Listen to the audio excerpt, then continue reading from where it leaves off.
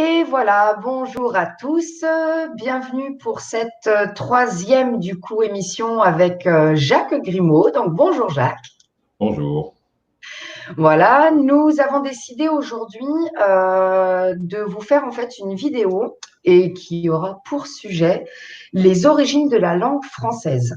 Alors, comme d'habitude, vous n'hésitez pas, vous me transmettez vos questions que je transmettrai à Jacques et on fera un droit de réponse après, etc. Enfin, vous connaissez la musique maintenant. Je ne vais pas tout reprendre depuis le début. Donc, écoute, ce que je te propose, Jacques, c'est de rentrer dans le vif du sujet. D'accord? Tout de Et suite et j'ai une maintenant. première… Pardon? Tout de suite ou maintenant? Oh, tout de suite maintenant. D'accord. J'ai une première question. J'aimerais que tu me définisses, Jacques, qu'est-ce qu'une langue? Ben, comme son nom l'indique, c'est un appendice musclé. C'est l'organe le plus musclé du corps, par ailleurs, le plus mobile aussi dans tous les sens. Et c'est lui qui nous permet de phonétiser ultimement le souffle d'air qui est déjà modifié par le larynx, etc. Donc, c'est la dernière étape avant une locution, c'est-à-dire une expression orale et audible. Donc, D'accord. c'est un endroit où il y a une cage en quelque sorte autour, solide, avec les dents, c'est-à-dire l'organe aussi, parce que c'est un organe, le plus solide du corps. C'est fait comme une guitare en quelque sorte, avec la rosace ici, la caisse qui est constituée par les dents et le palais qui est le dessus. Et donc la rosace pourrait être le nez également. Et toutes ces choses-là constituent une unité parfaite, à savoir qu'on récupère l'identité de quelqu'un très facilement par la manière dont il s'exprime, certes, mais aussi par le bruit que fait l'organe complet. La langue, c'est l'élément le plus mobile de cet ensemble. D'accord. OK. On détaillera au fur et à mesure parce que ça va Oui. vite devenir fastidieux. Oui, oui, oui, pas de souci. Cours Donc, d'anatomie pour commencer la journée. on va plonger dans notre sujet. J'aimerais que tu nous parles un peu des origines de la langue française. Voilà. Française spécifiquement, mais pour qu'il y ait une origine, il faut que je distingue la langue française de toutes les autres et de manière très progressive. D'abord parler du point de vue historique de la phonation, c'est-à-dire de la prise de conscience déjà de l'organe vocal, et ensuite sa formalisation usuelle, jusqu'à avoir des formes que l'on se transmet les uns aux autres sans aucune difficulté. Ainsi, on ne peut parler d'une langue qu'en étudiant la grammaire de la langue en réalité. Et la grammaire, elle est extrêmement simple, elle comporte trois parties. La partie sujet, qui désigne l'objet de ce que l'on dit. Aujourd'hui, c'est la langue française, c'est le sujet, mais ça doit être suivi d'un verbe pour être mis en action. Donc, ce sera parler. Et pour que la chose ait du sens, il faut que l'action s'applique sur quelque chose d'autre qu'on appelle épithète, attribut, complément, au choix. Donc, ces trois parties, si elles figurent dans le discours, ça donne une chose complète. Mais l'intérêt, c'est de savoir que le sujet, au moment où on prend la parole, on le considère tel quel. C'est une convention générale. C'est-à-dire, si on n'identifie pas le même sujet, il y a déjà un problème à la source. Ceci étant passé, le verbe après situe l'action dans le passé, dans le présent, très mouvant, ou dans le futur. Il y a un passé qui est en cours, éventuellement, ou un passé qui est terminé, c'est-à-dire une action avec des conséquences. Quand c'est un passé en cours, on ne connaît pas les conséquences, mais on peut les deviner et éventuellement les écrire en les repérant. Et troisièmement, pour ce qui est du complément, l'action formulée par le verbe va modifier par le complément le sujet. Donc c'est un cercle avec un triangle et quelquefois, notamment par exemple dans les dessins qui accompagnent les ouvrages de certains alchimistes, on trouve un cercle avec un triangle pointant l'air. Et ça serait terminé si on ne savait pas lire cette forme hiéroglyphique qui est très spécifique, très concentrée. À savoir, ce triangle, il détermine les trois axes de toute conversation et de tout apprentissage. On va y aller doucement. S'il était possible de faire des incrustes ultérieurement, ce serait bien plus pratique. Considérons le cercle, le O, la valeur de cette lettre-là, la valeur graphique notamment, désigne la totalité. En effet, tous les points sont à égale distance du centre Et cela, ça désigne soit un ensemble vide, soit un ensemble hyper plein. Donc, le haut de mot, c'est ce que cela veut dire. Nous sommes d'accord avec cela? Donc, pour reprendre ces trois situations, on a à discuter soit des arts, pour commencer, c'est la partie sensible du monde, soit des sciences, qui est la partie intelligible du monde, mais il manque le sens. Et le sens est au sommet de ce triangle, et il considère la philosophie dans le sens amour de la sagesse, c'est-à-dire, pour faire simple, imitation de la nature et de son créateur, s'il y en a, pour ceux qui ne croiraient en rien, les services athées. Donc, et cette dernière chose inclut aussi la religion, parce que ce sont les éléments les plus transcendants du langage, et là où s'arrête le langage. C'est-à-dire, la langue ne peut pas aller au-delà du concret immédiat, parce qu'elle peut figurer les choses, mais elle ne peut pas les déterminer. Mais j'y reviendrai. Donc, nous avons trois axes de discussion autour des arts, des sciences, de la philosophie et de la religion. En réalité, tout le reste dépend de ces trois éléments. Parlons politique, ça mélange l'art du discours, ça mélange la science aussi du discours, parce qu'il y en a, la rhétorique, et ça mélange les idées, les propositions et toutes ces choses-là. Maintenant, les trois axes de la culture sont figurés ici, mais le discours, il a trois formes, trois dynamiques en quelque sorte. Le discours concertant, c'est-à-dire nous sommes d'accord en principe sur l'ensemble, il n'y a pas trop de divergences. Le discours, non pas déconcertant, mais opposable, à savoir il y a des nuances qui doivent être comblées pour que le discours puisse se poursuivre. Et en dernier lieu, la personne qui ne discute pas peut faire une synthèse et mettre à droite ou à gauche selon ce qu'il y a lieu de faire, c'est-à-dire juger. Ça, c'est la difficulté dans la langue. On va y revenir. Donc, je donne à la langue une très grande extension. Pour faire simple, sans le vouloir, peut-être, tu as mis le doigt sur un mot qui commence par la lettre S et qui se termine par la lettre S. Et à l'intérieur de ce mot, il y a une conjonction de coordination qui s'appelle en, E-N. Donc, on verra ce que cela signifie au fur et à mesure, parce que je crois qu'il faudrait y consacrer 4 ou 5 fois 1h30 pour que ce soit à peu près compréhensible et admissible surtout. Ce que je dis d'une manière générale est tellement spécifique à la doctrine hermétique que la plupart des gens formés n'arrivent pas à suivre. Ils se demandent, mais où va-t-il? Comment pense-t-il? Pourquoi il dit des choses aussi stupides en apparence? Donc, on va y aller très progressivement. On retient donc, d'abord, nous avons la formation de la langue à partir d'éléments mécaniques vivants, c'est-à-dire les poumons. Des poumons, l'air, la colonne d'air va passer par l'œsophage, quelquefois par autre chose, mais surtout par la trachéartère. Donc, la trachéartère fait office de couloir, et ce couloir déjà résonne. Lorsqu'on a une voix grave, comme ça, on fait résonner tout ce qui est autour jusqu'à la colonne vertébrale. Mais on verra ça petit à petit parce que ça a des conséquences technologiques, si je puis dire, sur l'organisme, et ça se transpose en conséquences morphologiques parfois et psychologiques, voire morales. On y va doucement. Donc, premier organe, les poumons. Et les poumons sont assujettis à inspiration-expiration, ce qui donne un rythme obligatoire aux propos. Donc, toutes ces choses sont à considérer là en perspective parce que je vais en reparler en permanence. Ensuite, la trachéartère qui mène à l'organe à proprement parler, la caverne de Platon. Parce que dans le mythe, entre guillemets, de la caverne de Platon, lui, il dit, on voit des choses sous forme d'ombre. Mais c'est exactement la chose qu'il laisse entendre, mais en jeu de mots en grec, à partir du langage. C'est-à-dire, le langage, c'est une convocation de l'intelligence autour de formalisation conventionnelle. Il n'y a rien de vrai à proprement parler dans le langage, puisque sur le mot chaise, par exemple, si on le dit en français, c'est là où on s'assied. Si on le dit en allemand, ça a une toute autre capacité d'évocation. Vous mettez le pied gauche dedans, c'est bon. J'espère que ceux qui comprennent l'allemand auront compris, sinon il reste à écrire chaise, littéralement tel qu'on l'écrit en français. Dans la partie Google Traduction, partie allemande, vous écrivez chaise et vous voyez la traduction de l'autre côté que je dédie évidemment à toutes les personnes qui ne veulent pas chercher à comprendre. Donc c'est fait. Je continue. Nous avons la caverne de Platon et curieusement, cette caverne, les personnes ne regardent pas du côté où il y a un rythme parce que la bouche, qui est chargé de donner l'air en même temps que la phonation, qui est donnée ici, mais j'y reviendrai, va se charger de découper un silence en morceaux.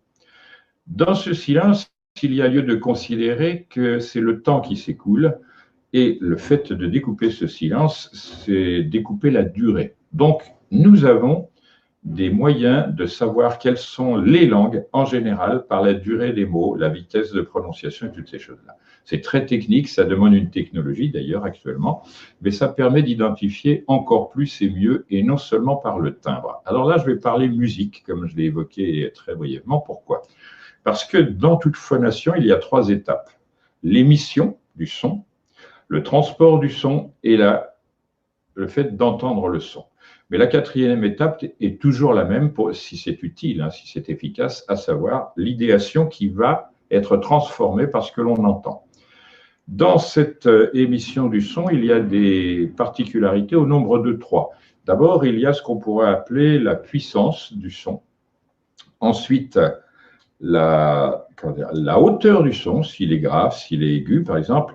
D'une manière générale, les hommes ont une voix plus grave que les femmes. Ça tient à des choses purement physiologiques, mais constitutives aussi. On découvrira ce que les anciens en pensaient bien plus loin dans l'exposé. Ça pourrait être dans 6 ou 7 heures, peut-être. On verra cela en fonction du suivi que tes auditeurs et toi-même donneraient à mon propos. Donc, c'est la puissance de l'émission. Ça dépend de plusieurs choses. Non seulement les poumons, mais les muscles abdominaux, le diaphragme et par conséquent l'assise physiologique musculaire et toutes ces choses-là. C'est ainsi qu'on fait des gens qui parlent une langue mais en chantant. Et là, la modulation vient exprimer ce que je suis en train de dire, c'est-à-dire on comprend des choses non seulement à travers la langue, mais la manière dont on la prononce. Si tu as besoin d'explication, tu m'arrêtes. Tu fais comme tout le monde en classe, tu lèves le doigt vers le ciel, je m'arrête et c'est parti pour toi. Donc, l'intonation vient de cette intonation, comme son nom le dit, le ton vient du dedans, c'est-à-dire il y a en réalité autour de la langue ce qu'on appelle le discours. Normalement, comme son nom l'indique, on doit parler aussi brièvement et de manière percussive que possible. On doit générer des images, des situations, etc. Et le discours, il est constitué autour de lui aussi de 3 parties essentielles. Si j'étais dans le cours que je donne régulièrement dans la Nouvelle-Atlantide, je poserais la question à tout le monde, quelles sont ces 3 dispositions du discours, c'est-à-dire sa substance même. Donc, je pourrais demander à Didier, qui est là, qui se relaxe, et peut-être va-t-il répondre, quels sont les 3 éléments du discours. D'abord, il y a la forme du discours qu'on appelle le pathos, c'est-à-dire la partie corporelle de la langue. L'intérêt de parler de ça maintenant, c'est qu'on peut enregistrer, faire passer, étudier. Avant, c'était la chose immédiate. C'est pourquoi cet art avait été placé en premier avec la musique, parce que la langue et la musique, c'est la même chose, sauf que l'expression musicale n'est pas de même espèce. Elle ne s'adresse pas à l'intelligence, mais à la sensibilité. Donc, le pathos, c'est la forme que l'on emploie. Et ensuite vient le logos, c'est l'intelligence avec laquelle on travaille cette forme, c'est-à-dire comment on situe l'argumentaire en général, comment on l'organise dans le temps, dans l'espace, etc. Et ensuite, il y a l'éthos, c'est la partie morale de ce qui est dit, c'est-à-dire qui va au sommet de l'intellect. Et je ne dis pas de l'intelligence qui est réservée au logos, mais l'intellect pour l'éthos. L'éthos, normalement, sa fonction, c'est de modifier la conscience en fonction de ce qu'il croit être vrai, bon, juste et beau. Donc là, on est vraiment dans le domaine de la Nouvelle-Atlantide, puisque c'est à cela que j'essaye de m'adresser avec des mots qui relèvent du pathos et du logos. Et la chose n'est pas si simple. C'est pourquoi il est très facile de détruire ce langage avec des allusions, avec des déformations des mots, l'emploi d'autres formulations, etc. Donc, c'est un art qui demande une 20aine d'années de pratique pour être à peu près maîtrisé. Et personne n'est à l'abri de la sottise et du manque. Enfin bon, c'est un art difficile. Je reviens donc à sa structure. Dans tout langage, quoi que ce soit que l'on dise, nous avons ces 3 formes-là. Que l'on dise « je vais aller chercher du pain », on dit Ça, sur un ton plat comme le mien, je vais aller chercher du pain. C'était comme si ça n'avait aucune importance. Mais le logos, à l'intérieur, dit trois choses. Je vais, c'est-à-dire je situe une action prochaine. Aller, c'est je vais me déplacer. Chercher, c'est-à-dire éventuellement choisir, mais au moins prendre la chose qu'on appelle le pain. Et les conséquences sont inscrites là-dedans. Donc, du point de vue intellectuel, nous savons tout cela. Pour l'éthos, c'est un peu différent parce que lui, il sait, non pas par convention, mais par réalisme, que le pain, c'est une denrée indispensable à l'accueil sur une table, pour le bien manger, etc. Je rappelle que le pain, on verra parce que l'anglais pain est aussi intéressant, mais comme j'ai dit que je ne parlerai pas des trolls, je procède par allusion perfide. Donc le pain, c'est un coût en anglais, mais le pain a un coût. C'est aussi la manière de faire les choses qui est utilisée par les anciens. Aucune langue ancienne n'est neutre. On voudrait dire aujourd'hui, par exemple, on est positif ou négatif, ça c'est une illusion totale, c'est une convention. Pareillement, lorsqu'on dit on est objectif ou subjectif, ça n'a pas de sens pour les anciens. C'est toujours un mélange. Vous regardez le taïki des Chinois, les taoïstes chinois, et vous devez deviner ce que je suis en train de dire. Toujours lorsqu'on dit qu'on est objectif, il y a une partie subjective, c'est notre propre opinion qui fait ce travail, et ça fausse le jugement. Ça n'est pas grave, on n'a pas d'autre moyen, et celui-là n'est pas si mauvais que cela, pourvu qu'on soit honnête, franc, direct, etc., toutes les qualités morales qu'on tient de notre ethos à nous. Donc c'est une situation beaucoup plus complexe de parler de la langue parce que je vais y revenir quant à son origine. Il serait naïf, stupide même de considérer que les anciens n'ont pas vu tous ces aspects de la langue. En réalité, ils l'ont enseigné dans ce qu'ils ont appelé le quadrivium, de manière très indirecte, mais ils avaient une raison pour cela. Les anciens, lorsqu'ils s'expriment, ils ne vont pas directement parce qu'ils n'ont pas la naïveté de croire qu'un mot détermine quelque chose ou définit quelque chose. Quand je dis détermine, j'ai dé et terminer après, et définir, j'ai définir. En aucun cas, un mot ne peut arrêter de fonctionner. Ainsi, la mémoire permet de lire les conséquences des actes, mais surtout de leur description par des mots. Parce que, mine de rien, lorsqu'on fait appel à la mémoire, on ne peut le faire que par le biais de la langue. Et on voit que la langue est donc le premier des outils humains pour fabriquer littéralement notre environnement intellectuel. Et qu'avec la maîtrise de la langue, on détermine la maîtrise de son intelligence. On la précise, on la nuance, etc. Donc, c'est une chose importante. Donc, on ne sera pas étonné de voir que tous les efforts actuels en politique, c'est de détruire la compréhension et l'usage de la langue. Allez voir dans les écoles actuelles, les gens ne savent à peine, ou pour ne pas dire pas, s'exprimer correctement sur tel ou tel sujet. Ils ne font que répéter ce qu'ils entendent. Moi, j'appelle ça des cyranoïdes, c'est-à-dire qu'ils n'ont pas d'idées à formuler qui viennent de leur propre intérieur. Ils répètent ce qu'ils entendent. Conséquemment, en même temps qu'on élimine le langage, on élimine la vie intérieure. Quand on se parle à soi-même, on est pris pour un fou désormais. Nous le savons. Néanmoins, lorsque l'on va prier, parce que c'est une chose saine pour la vie intérieure notamment, et qui a des résultats à l'extérieur, on est obligé en quelque sorte de mettre les mots que l'on utilise dans soi-même dans un bain particulier, qui est un bain moral. La prière, elle n'a pas de sens si on reste dans le pathos ou dans l'éthos. Il faut aller dans dans le logos, pardon, il faut aller dans la partie ethos. Ces choses étant bien comprises, je le suppose, mais de toute façon j'y reviendrai, je vais m'occuper du sujet que tu me proposes, à savoir l'origine. L'origine, elle est facile à concevoir, tout parle dans l'univers. Ne serait-ce qu'en prenant conscience ou en apprenant que même les planètes font du bruit. Ça n'est pas un bruit audible parce que c'est l'air ambiant dans la transmission qui fait que nous entendons. Mais il n'y a pas que cette manière d'audition. Le corps entier perçoit les vibrations et les vibrations, c'est le domaine particulier pour l'homme de l'émanation d'une force vers l'extérieur, ce dont je parlerai très loin après, parce que ça a déterminé une forme de médecine, de thérapeutique. Donc les voix peuvent engendrer soit de l'énervement, soit de la paix intérieure, soit de la réflexion, etc., etc.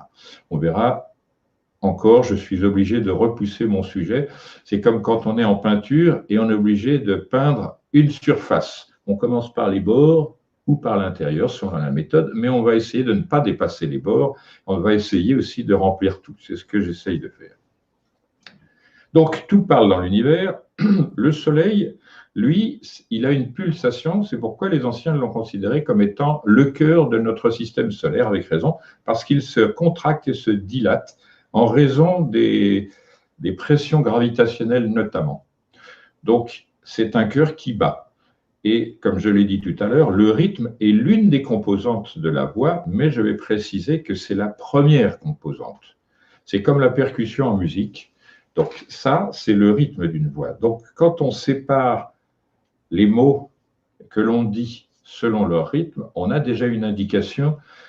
Nécessairement, quelqu'un qui parle aigu et rapide va évoquer implicitement une sorte d'énervement, d'incapacité au calme, à la profondeur. À l'inverse, quelqu'un qui peut parler très grave, comme ça sera « je suis ton père ». Bon, on s'en fiche, mais puisque c'est utilisé comme ça, quelqu'un qui parlera de manière douce, élégante, et ça n'est pas facile à obtenir, va avoir un impact, notamment les messieurs sur les dames et les dames sur les messieurs. Parce qu'à la source même de la vie amoureuse, il y a la capacité à échanger et tout passe par la voix. Et lorsque la voix a fait passer tous les messages de paix, de tranquillité, d'honneur, de respect, etc., il n'y a même plus besoin de parler parce que c'est implicite. On voit que là aussi, c'est une limite du langage. On fait sentir à l'autre ce que la voix ne veut pas dire, et ainsi de suite. Et quand on arrive à cet endroit-là de la relation, on peut être sûr que cette relation sera durable parce que plus rien ne vient la modifier.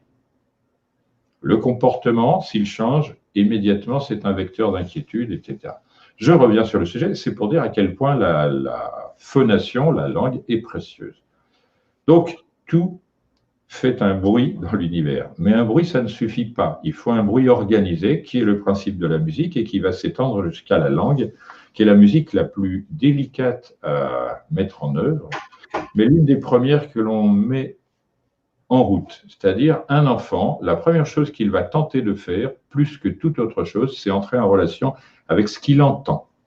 Donc, pour faire clair, la langue, elle passe d'abord par l'écoute. Et je rappelle que les anciens, qui sont de fins observateurs, avaient noté ceci, que le coin de l'œil va intercepter là où s'attache l'oreille, alors qu'en bas, là où se détache l'oreille, la ligne va intercepter la commissure des lèvres. Donc, ils en ont fait, en quelque sorte, une boîte rectangulaire. Quelquefois, on voit un rectangle qui figure cette chose-là.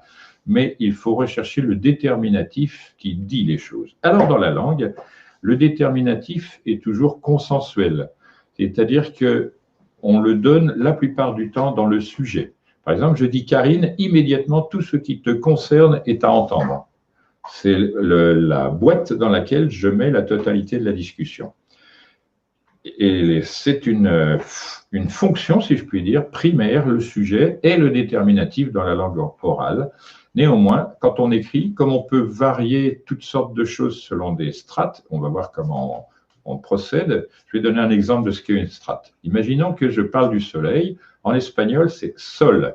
Mais en français, c'est là où je m'appuie pour rester debout ou assis ou allongé, parce que c'est une surface très dure, alors que le soleil, on le sait, est gazeux, et d'un gaz très léger. L'hydrogène, pratiquement à 99,9%. Donc, si je parle maintenant en musique, je parle de la clé de sol, qui est la 5e note de la gamme fondamentale, dite de Do.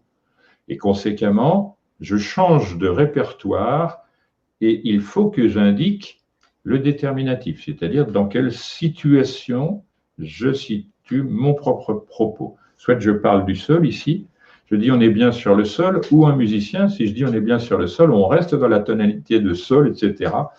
Pour l'astronome, c'est espagnol notamment, le soleil c'est la chaleur, c'est la lumière, etc., etc. Et c'est le principe central de la gravitation de notre système. Donc, on voit que des mots semblables peuvent avoir des situations à gérer très dissemblables, mais mieux que cela. Et c'est là que j'entre dans la tradition, parce qu'il nous faut rattraper cet héritage très important. Lorsque je dis sol, immédiatement dans la conscience de quelqu'un français, il doit pouvoir écrire dans sa tête et il le fait automatiquement sans s'apercevoir. Sol, la lettre S, la lettre O et la lettre L. Or, cela, ça définit directement ce qu'est l'astre central, à savoir S, c'est ce qu'il fait à l'horizon. On le voit, il sort, il rentre, il sort, il rentre, il fait ça à l'horizon en permanence. Ça s'appelle 8 quelquefois. Mais si on considère seulement le visible, ce sera la lettre S. Il fait une partie visible à l'horizon, une partie invisible, il revient, etc. C'est la lettre emblème de la manifestation, la lettre S. Mais pour une raison simple, c'est quand on la voit, c'est une partie de galaxie spirale avec la lettre S et qui fonctionne en cercle. Donc dans le mot cercle, il y a la lettre C qui est une partie d'un cercle, mais il y a également une partie spirale. À l'évidence, une galaxie tient dans un cercle, mais ses bras se déplacent comme des spirales dans ce cercle. Donc là, il y a du sens. On est obligé là, de parler d'une valeur emblématique de la lettre S. Et encore, je ne parle que de sa forme. Si je devais parler de son rang dans notre alphabet, ce que je ferai ultérieurement, ce serait encore de l'information. Et en plus, la phonation. Parce qu'en effet, quand je fais la lettre S, je fais une sifflante et je me rapproche du sol, là où il y a le serpent qui se sert de cette sifflante. Ça marche? Donc, je peux maintenant définir ce qu'est la lettre qui est le centre même de la langue. On ne fait que des adjonctions de lettres que l'on lit dans sa tête et on prononce après. Ça, c'est la réalité selon les anciens. On ne différencie pas la phonation d'une possibilité écrite, mais elle est spontanée à l'intérieur de l'intellect. Quand je dis le sol, donc avec la sifflante, je pense au serpent et je pense à toute situation en relation avec ce qui est dur et en dessous de moi. Donc, les terriens, dans cette acception, bien que Terre, ça signifie la troisième, nous sommes la troisième planète, Mercure, Vénus, la Terre, et pourquoi on a reçu ce mot-là? Je vais faire une blague en allemand. Die Erde, c'est la Terre en allemand. Vous remplacez la première lettre, enfin, vous la laissez précéder par la lettre M. La lettre M, c'est la 13e de notre alphabet, pour les Allemands aussi. Mais dans le jeu de tarot, la 13e lettre arcane, c'est celle-ci. Elle n'a pas de mot en dessous. Vous voyez, il n'y a pas de mot ici. Et on dit, c'est l'arcane sans nom. Il n'y a pas de prononciation. Mais c'est appelé la mort avec la lettre M. Donc, ce que je veux dire, c'est que pour eux, die Erde plus M, je laisse entendre que c'est la mort, c'est quelque chose qui nous détruit, qui nous transforme, etc. Toutes les exceptions qui vont derrière. Alors, ça peut paraître totalement débile, mais je suis en train de donner des exemples pour faire comprendre qu'à la base de la langue française, il y a des codifications d'expressions qui sont issues de la langue réellement originelle, dont la plus proche reste la langue française, la langue franche. Donc, petit à petit, je vais arriver à démontrer ceci et je te remercie vigoureusement pour le courage que tu as de donner cela, parce que ça te paraît un gros délire, mais c'est tellement important de le connaître, de le savoir, de le transmettre à nos successeurs qu'il faut le faire et tu le fais avec courage. Et là, nous sommes dans une polarité. Toi, tu es une femme courageuse, moi, je suis un pleutre littéralement masculin. Non, je procède comme le coucou en d'autres termes, c'est-à-dire tu as créé un nid et je viens mettre un œuf dans ton nid et c'est toi qui vas t'en occuper. Ça, c'est très courageux. Donc, je te fais coucou. Hein. Attention, parce que je vais donner d'autres exemples naturels. Le coucou, c'est un oiseau, donc un volatile, ça fait partie des choses de l'esprit dans la dialectique générale des anciens, mais on le confond avec le loriot. Ils sont à peu près de même taille, mais le loriot, lui, il a une couleur jaune très crue. Mais on l'a appelé également le coucou et en déformant ce mot pour faire cocu, c'est-à-dire le trompeur. Mais attention, le trompeur, c'est une chose, mais le tromper est pire. Pourquoi? Parce que dans la philosophie ancienne, on laisse entendre que celui qui est trompé, comme moi je le suis par exemple lorsque je fais mes films, est aussi responsable. Je ne nie absolument pas ceci. Ce que je dis simplement, on ne peut pas tout justifier, contrôler, maîtriser, etc. Donc, ce qu'il va falloir faire, c'est que mon propos soit géré par toi. C'est-à-dire que tu prends là un gros travail pendant peut-être des années pour faire suivre cela.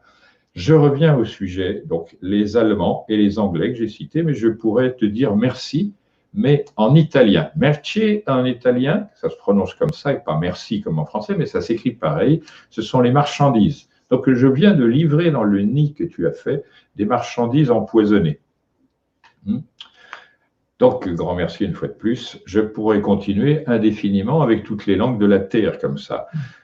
Mais seulement les langues qui sont rattachées à la tradition, c'est-à-dire au fait qu'avant notre histoire humaine, il y avait une autre civilisation beaucoup plus unifiée, celle vers laquelle on tend maintenant. Mais il y a un problème grave dans ce qui nous arrive maintenant, c'est que les dirigeants, que volontiers tout le monde appelle Illuminati, c'est-à-dire des gens qui naviguent dans l'ombre complète qu'ils croient être la lumière, et ces gens-là confondent unification avec uniformisation.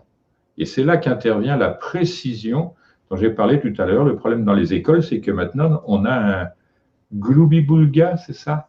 De toutes sortes. On mélange tout. Et quand on mélange les mots sans les connaître, on mélange les idées sans les connaître. Ça, c'est vraiment terrible. Pire que cela, on fait disparaître beaucoup de choses des dictionnaires en disant on va simplifier. On simplifie tellement qu'on n'a plus de décor pour telle ou telle discipline. On demande à quelqu'un dans la rue, de manière immédiate et spontanée, définissez ce qu'est la science. Ça va patiner sévère. Et même pour les gens dont c'est le métier. Parce qu'il y a des définitions qui demandent de mélanger, donc comme je l'ai dit, le pathos, on s'en fout.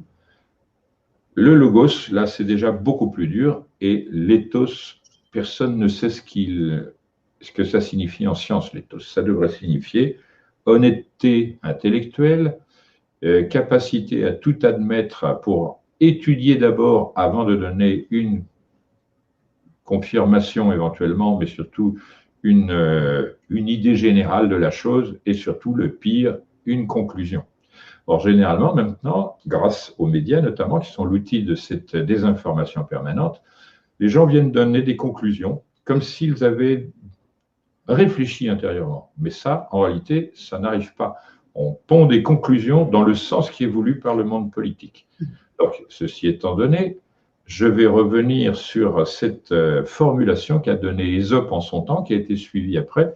La langue est la meilleure et la pire des choses. C'était formulé en grec et en français, il y a le mot pire qui veut dire feu. Ça s'écrit P-Y-R et je vais donner l'explication à l'ancienne. La lettre P, en égyptien, elle est dessinée par un cube de pierre taillée. On peut voir que c'est ou un carré, et on se dit to care, faire attention, et s'enquérir, rechercher. Ça, c'est le concept de base de ce mot-là. Et stabiliser les choses comme un carré sur une feuille, sur un fond, par exemple au sol, ou un cube. Or, le cube, il détermine la nature. Pourquoi? Parce que pour les anciens, le cube, il a donc 6 faces, et quand on met des cubes ensemble, ils occupent tout le volume. Ce n'est pas le cas des sphères, ce n'est pas le cas des trièdres, des rectangles peut-être, ça dépend de leur forme, etc. Mais le cube, l'intérêt, c'est que quand on le prend, on ne peut voir que 3 faces à la fois, qui sont les 3 faces de la construction de la langue, comme j'ai parlé, mais du réel. Le réel, il considère qu'il y a 3 faces, il y a le temps, le mouvement et le sens. On est très loin des définitions contemporaines. Et la physique des anciens se bâtit sur ce ternaire-là et pas ailleurs. C'est pourquoi il y a des divergences. Mais moi, qui ai étudié aussi bien la physique dans le contexte contemporain et la physique selon les anciens, je dis très clairement, la physique selon les anciens, c'est la vraie physique parce qu'elle colle au monde et elle est capable d'entrer dans le monde avec une fidélité de résultats, avec une amplitude de résultats, une profondeur, jusqu'à en modifier la perception intellectuelle. J'espère que je ne vais pas trop vite, que je ne parle pas trop. Je sais que dans mes conversations de cet ordre, il faut réécouter 20 fois, 30 fois pour en saisir la graine qu'on va pouvoir mettre au fond de soi, qui va pousser toute seule après. Il faudra simplement arroser de temps à autre. Donc, j'ai dit, la parole est la meilleure et la pire des choses selon Ésope, mais je dois dire c'est également la plus fugitive, la plus fugace. Vous allez voir que dans les médias, le moyen utilisé, c'est la répétition. On vous oblige à apprendre les choses parce qu'on les répète et on les fait répéter. C'est un procédé vicieux. À chaque fois que quelque chose entre dans votre bouche, vous devez savoir si c'est bon ou mauvais pour vous-même, pour votre santé, votre équilibre, etc. Il en va de même pour les oreilles. Et donc, la chose doit être clairement entendue qu'il ne faut pas se laisser pénétrer par les oreilles. C'est expliqué ça par Rabelais. Il dit que la sagesse, la figure de la sagesse pour lui, sort par l'oreille. C'est la naissance par l'oreille. En effet, la véritable instruction chez les anciens, ça n'est pas le fait de lire les livres, c'est d'écrire ce que l'on comprend. De temps en temps, par exemple le samedi matin, on se consacre à écrire ce que on pense avoir compris. On écrit ça de manière aussi claire, c'est-à-dire sans ambiguïté si possible, sans double sens, avec une expression aussi parfaite et brève que possible, complète. Donc il y a le style qui vient, et le style écrit et le style oral ont une même source. Didier, de quoi est fait le style? De la sieste, du dodo et du ronflement, c'est ça. Bon. Donc le style, il est fait de clarté, de richesse, de complétude. Quand je dis de richesse, je ne dis pas tout ce que je sais ou que je pense savoir sur le sujet, mais je dis l'essentiel. C'est-à-dire que la complétude, c'est vraiment la chose importante. Or, je ne pourrais jamais l'atteindre dans mon discours parce que ça concerne des choses qui s'étendent à l'infini. Tout à l'heure, je disais que l'univers entier fait de la musique. En réalité, l'univers bavarde. Et la fondation de la langue, c'est ce bavardage universel. Donc, c'est la prise de conscience de cela qui est à la source du langage. On entend l'eau qui clapote dans un torrent, c'est un langage aquatique. Et faire attention à ce que dit ce langage, c'est connaître l'eau, les moyens par lesquels elle se déplace, ses possibilités mécaniques, énergétiques en général, sa fonction. Donc c'est vraiment une chose. Ça ne suffit pas, il faut regarder sa limpidité, sapidité, réfringence, etc. Et par conséquent, en déduire des éléments de sa pureté, sa capacité à prendre d'autres formes. C'est très compliqué, l'eau. C'est peut-être même le mobile. Alors, c'est intéressant, les liquides. Nous, on est fait environ de 80% de liquide. Je dis ça en rapport avec la langue, hein, vous allez voir. Et c'est important parce que c'est mobile. Ça se met plutôt du côté du sol, mais il y a toujours une partie en relation avec le haut, c'est-à-dire avec le soleil, l'espace et tout ça. C'est à considérer dans la doctrine des éléments qui, j'espère, sera développée ici. Donc l'eau, elle est à double face. Elle occupe ce qu'on lui propose. Ça, c'est la mentalité à l'ancienne. Quelqu'un me fait de la place chez lui, je l'occupe. Ça ne veut pas dire que je vais tout prendre. C'est-à-dire que là où je peux aller, j'irai. Et de manière à être à l'unisson, en quelque sorte, de la situation. Mais j'aurai toujours l'autre face, aussi tranquille que possible. Regardez l'eau. Dès que vous la laissez fixe, elle est toujours avec un très léger clapotis qui dit « je suis là, j'existe, je fais mon boulot, etc. » Pour qu'elle soit modifiée, il faut que le contenant soit modifié. C'est-à-dire, on secoue le contenant, l'eau suit. Pour les anciens, l'eau, c'est aussi la figuration non seulement de l'aspect vital des êtres, mais l'aspect psychologique. Là, entre nous, en politique, on est en train de secouer tout ce qu'on peut. Tous les Illuminati, les tarés de service, secouent de sorte qu'on ne voit plus rien dans l'eau quand elle est secouée. On ne voit pas le fond, on ne voit pas les bords, on ne sait pas ce qu'elle peut faire. Mais eux oublient une chose, si l'eau sort de son habitacle, elle va mouiller tout autour, etc., etc., ça va changer. C'est ce qui va se passer. Donc, on se souviendra de mes paroles quand ça se passera. Donc, on fait bien attention à toutes ces choses-là. Néanmoins, ça aurait pu se passer dans la période qu'on vient d'abandonner, qui est, du point de vue astrologique, attention à ce que je dis, le signe du Scorpion pour rentrer dans le signe du Sagittaire. Le signe du Scorpion, vous l'avez bien senti dans notre vie française, qui est le reflet des choses du monde, ce que j'expliquerai un peu plus loin. Donc, tu notes les choses du monde à expliquer, si tu veux bien. Eh bien, le Scorpion, c'est dans la glyptique, c'est le signe qui est écrit avec la lettre M, que j'ai montré tout à l'heure, 13e du rang. Donc, la lettre M, c'est une antithèse et on doit entendre ces oppositions systématiques. Cesser d'aimer, ça ne se peut pas, puisqu'au-delà de la mort, on continue à aimer, c'est ce dont témoigne la lettre M du mot mort.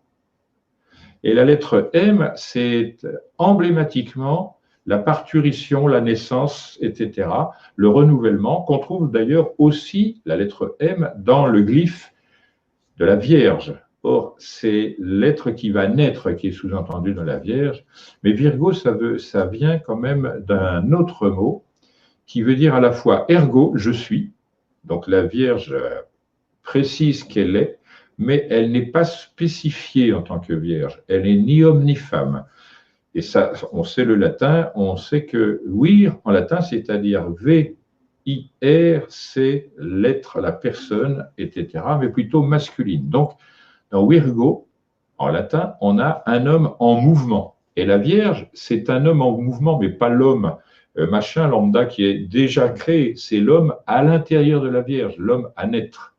Donc, on sait que pour les anciens, ce qui est dynamique et actif se fait à l'extérieur, alors que pour la femme, ce qui est dynamique et actif se fait à l'intérieur. Toutes ces choses-là viennent de la science de la polarité. Quand je dis la science, parce que c'est véritablement la science de la nature, elle est toujours égale à elle-même, et c'est la culture de cette science qui fait qu'on comprend comment les anciens pensaient, et ils pensaient bien, vite, juste et bon. Je vais prendre un exemple, le mot occulte, qui vient du latin occultus, commence par la lettre O, la totalité, mais c'est également le soleil, le centre, la faculté de rayonner. Ensuite, on a la lettre C, c'est la lune, le glyphe de la lune, troisième lettre de notre alphabet. Et conséquemment, ça donne l'idée que le triangle concerne la lune. Et en effet, le triangle, c'est la plus ancienne marque pour les Égyptiens de la présence de l'intelligence, de l'intellect aussi. Je ne vais pas continuer sur ce sujet, je risquerais de vous perdre en cours de route. Néanmoins, dans Occulte, nous avons le soleil et la lune côte à côte. D'abord l'action masculine par le rayonnement, et ensuite la réception, parce que la lune, elle prend l'eau qu'est la parole. Donc, pour les anciens, la manière de transmettre l'idée qu'on dit quelque chose à quelqu'un, c'est le baptême.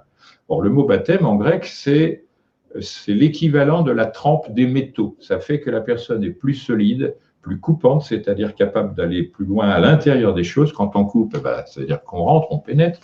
Donc, il faut penser, selon les anciens, que le baptême fait rentrer dans l'être par l'eau, c'est-à-dire le sens, la sensibilité. C'est pourquoi on dira, dans la connaissance des religions, la religion de Jésus, c'est amour. C'est bien l'amour, c'est spontané, c'est ce qui fait que le monde continue à exister, puisqu'une mère qui met au monde, si elle n'offre pas son amour immédiatement à son enfant, l'enfant risque de ne pas survivre, totalement incapable de se structurer. Pourquoi? Parce que dans l'être humain, à la naissance, 70% de la vitalité est concentrée dans la tête. Et la tête a pour mission de faire connaissance avec le milieu, avec le mouvement, avec la distance, avec la vitesse, toutes sortes de choses qui sont liées non pas au logos, mais à l'éthos. Tout ce que le logos ne comprend pas, c'est lié à l'éthos. N'allons pas plus loin, c'est assez compliqué comme cela. Je pense, il va falloir réécouter tranquillement jusqu'à ce que... C'est un baptême pour vous. Donc, ce baptême-là, il dit que ce qui coule dans les oreilles, c'est ça la source de l'entendement, c'est-à-dire de la manière dont on comprend. Donc, quand vous allez écouter quelqu'un en conférence qui raconte n'importe quoi, je ne vais pas citer d'exemple, j'en aurai pour 1 million d'années, néanmoins, il faut faire attention à ce qui rentre dans vos oreilles. Et là, c'est là que se situe la digression peut-être la plus importante. La réalité pour les anciens est celle-ci.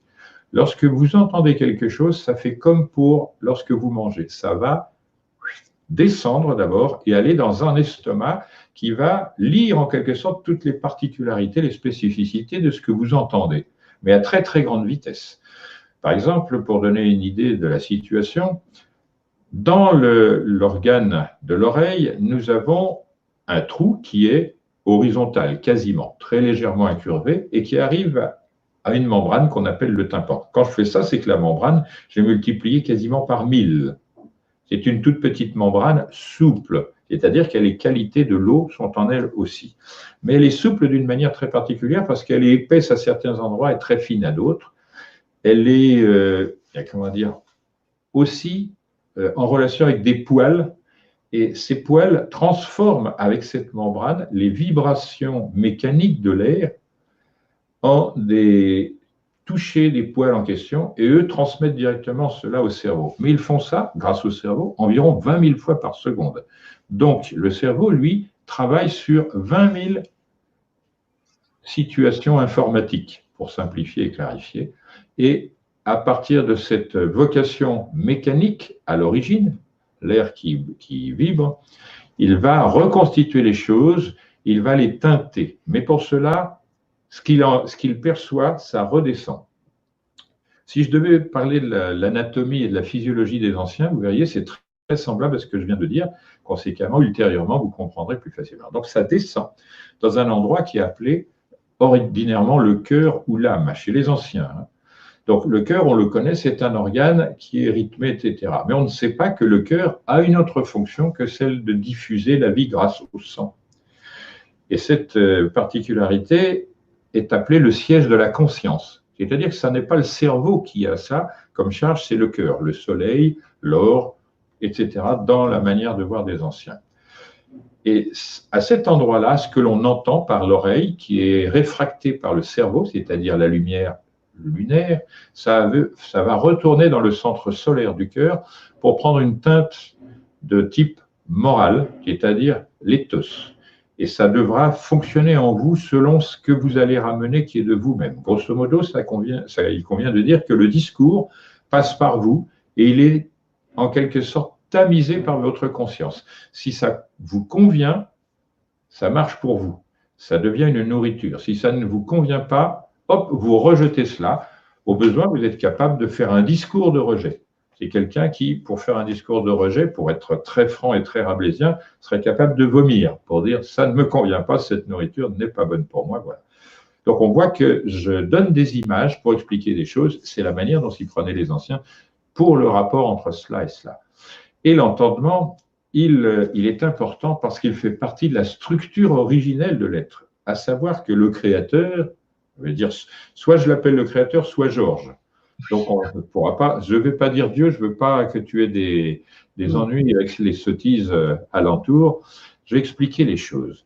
Les trous qui servent d'entrée donc à la vibration en question sont dans l'architecture du crâne directement sur un plan particulier. Si on fait bien attention, les trous des oreilles, le trou du fond du nez et le trou occipital, c'est celui où s'inscrit la colonne vertébrale dans la boîte crânienne, ils sont dans le même plan, à très peu de choses près. Il y a grosso modo 1 cm et 3 mm de variation. Ce qui fait que selon la manière dont la tête a été conçue, on ne va pas parler des races, hein, on va parler des ethnies, eh bien, on aura quelques nuances. Par exemple, quelqu'un qui a la tête penchée en avant de manière systématique, donc les dernières vertèbres comme ceci, évidemment, il n'aura pas la même conformation géométrique. Seulement, il faut poser le crâne sur la table pour s'apercevoir que tout cela est dans un plan très particulier. Et ça veut dire que le cerveau, lui, il est enfermé dans une boîte avec des trous qui sont distribués d'une manière très spécifique et qui vont permettre à l'innervation notamment d'aller dans des lieux spécifiques. Pour les yeux, écoutez bien, on a donc les yeux qui sont les organes quasi sphériques qui permettent de récupérer les impacts lumineux. Et au fond de l'œil, il y a un tapis littéralement de cellules qui récupèrent les formes, le déplacement, les couleurs. Pour faire simple, là encore, c'est un ternaire. Et ces impulsions, en quelque sorte, se sont traduites en signaux bioélectriques et vont, grâce au nerf, aller informer le cerveau, qui lui est dans le noir, si je puis dire. Et souvenez-vous ce que j'ai dit il n'y a pas si longtemps que ça, nous sommes formés d'environ 80% d'eau. Ben, le cerveau, lui, c'est de la graisse et de l'eau, hein, soyons clairs là-dessus. Mais c'est complexe, l'organisation est extrêmement complexe, puisque dans cette graisse et cette eau, on a un travail de l'électricité. Et si on se nourrit, on acidifie l'ensemble aquatique qui nous constitue, ou on le rend basique, les réactions ne sont pas les mêmes. Donc, il est important de savoir que ce que l'on mange, la manière dont on mange, quand on mange, etc., on mange que du fromage pendant 6 mois, on est du résidu de fromage, on a le cerveau en fromage, etc. Donc, n'allez plus manger n'importe quoi, n'importe comment, s'il vous plaît, apprenez à cuisiner. C'est une ergothérapie fonctionnelle très utile. C'est comme ça que vous allez attirer chez messieurs une dame à table, et si la cuisine lui convient et la musique lui convient, c'est affaire quasiment possible. Donc, ça te fait sourire, tu as raison. Donc, je continue. Pour l'oreille, c'est pareil. Si vous prenez n'importe quoi dans les oreilles, ce qui se passe dans les classes, dans les médias, c'est-à-dire 90% de notre temps, allez vous purger avec des personnes de qualité ou en ne prenant que des choses utiles. Si vous avez besoin de paix, de calme, d'être en quelque sorte protégé contre la malfaisance de ces propos, vous irez assez spontanément vers des choses qui sont encore plus glauques parce que encore plus perverses. Et là, je parle du New Age, qui est une version pourrie de ce dont je parle de la part des Illuminati. C'est une des manipulations des Illuminati. Donc, ce que je vous demande, c'est je l'ai dit dans un cours il n'y a pas si longtemps, c'est en latin, mais je vais le dire en français. Pensez par vous-même. C'est le seul moyen réel de se préparer au combat de la vie. Pensez par vous-même. Si vous êtes après, il faut se conformer à des règles générales. J'ai mis un petit mot pour quelqu'un dernièrement. C'est un garçon exceptionnellement capable. Il est biologiste et malheureusement, il a été victime d'un accident de moto qui lui a supprimé l'usage du bras gauche, qui est désormais paralysé et impotent, et en même temps a modifié sa statique et sa dynamique parce qu'il a une jambe articulée en métal. Et ce garçon, d'exception, nous sommes allés en Égypte, comme on le fait assez régulièrement grâce à l'association, et il a pu visiter la pyramide d'Achour, dite rhomboïdale, à 2 pentes. C'est un effort énorme pour quelqu'un en bonne santé, mais lui, il l'a fait et il en est ressorti joyeux, heureux, etc., parce qu'il a vaincu cet obstacle et il n'a demandé d'aide à personne ou pratiquement. Il a fait ça tout seul. Donc, je vous laisse imaginer, vous n'avez qu'un bras valide et une jambe de chair et l'autre en métal, et vous descendez à peu près, il y a 55 mètres de descente quand même. Ensuite, vous avez des escaliers, fort heureusement, parce que sinon ce serait à la main, c'est impossible, même pour des gens en bonne santé, et vous remontez dans l'infrastructure pour visiter les 2 salles intérieures, tout en encorbellement très haute, etc. L'effort est très considérable. Il y a des personnes réputées en bonne santé qui seraient incapables de faire l'aller-retour. Ils arriveraient en haut de l'effort, il leur faudrait 2 heures à 2 heures et demie de récupération, et encore, ils partiraient en se sentant obligés de sortir. Donc, on a également une amie d'exception, je ne dirai pas leur prénom, ni à l'un ni à l'autre, qui est allée en Égypte pour la 2e fois. La première fois, elle voyait. La 2e fois, quand elle est venue avec nous, elle est aveugle. Elle voit à peine les contrastes entre la pleine lumière et l'ombre. C'est dire, mais elle est allée visiter quand même. Pourquoi? Parce que dans la culture d'une personne aveugle, le son, la voix, se lit encore plus précisément. Donc, ce que je vous invite à faire, après qu'on aura discuté du sujet en question, de manière assez profonde et étendue, utilitaire, on va redonner à la voix une fonction première, à savoir ce que l'on vous dit, pour l'instant, est trafiqué. On utilise des personnes, donc à cet effet, des personnes dont la voix est lénifiante, on a une voix très reposante ou au contraire dynamisante, c'est la politique, ça.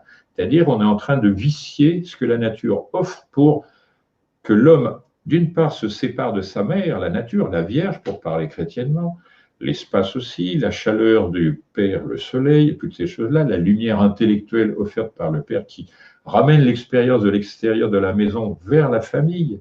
Si sa femme ne lui demande pas « alors qu'est-ce que tu as fait de ta journée ?» ça sert à peu de choses, hein, mais bon, elle regarde la télé, c'est un autre problème, c'est une autre partie du vice. Et donc, toutes ces choses-là sont à considérer. La manière, le contenu, c'est ça la langue. C'est ce que j'ai expliqué tout à l'heure. Ça n'est pas ce que l'on dit, mais la manière dont on le dit. La tournure qu'on emploie pour le dire, et enfin, le contenu profond, et c'est lui qui va vous transformer. Si on vous raconte des cochonneries à longueur de journée, pour ne pas dire à longueur de vie, ces choses-là vont trahir votre cœur, c'est-à-dire vous serez épuisé, vous ne serez plus combatif. Or, il faut apprendre à combattre avec vos moyens.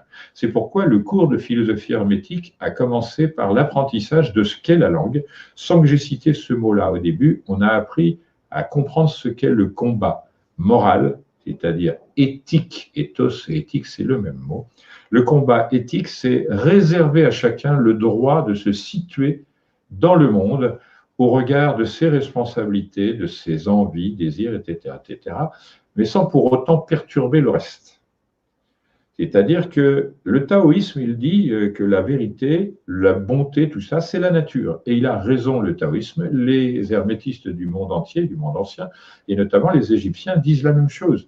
Il faut que l'on reste en harmonie avec la nature. Regardez l'écologie, ça n'est rien du tout, ça ne devrait pas exister. C'est l'expression de la fracture entre le monde humain et le monde naturel. Je donne un exemple que j'ai vécu, puisque ma famille est d'origine paysanne. Mon grand-père, donc, en tant que paysan, on en a parlé, j'étais très jeune, je ne savais pas grosso modo de quoi on parlait exactement, mais j'ai fini par comprendre des années après. Ce qui fait que ce qui rentre dans l'oreille, si ça continue, c'est bien. Donc mon grand-père me dit, ils sont en train de casser la paysannerie parce qu'ils veulent la remplacer par leur industrie. Et il dit bien leur industrie. Sous-entendu, c'est leur manière de penser, de faire les choses, de les imposer, etc. Et alors, je ne comprenais pas trop, mais comme j'entendais le mot remembrement, très souvent, je croyais que c'était quelqu'un qui était démembré. Et en effet, la partie Illuminati de l'époque était en train de démembrer le monde paysan. Et pour ce faire, ils ont remplacé l'exploitation de la terre raisonnée par des milliers d'années de pratique par on vient avec des machines, on fait le travail humain. Le paysan sera content, il aura plus de rendement, donc plus d'argent, et ça s'avère entièrement faux.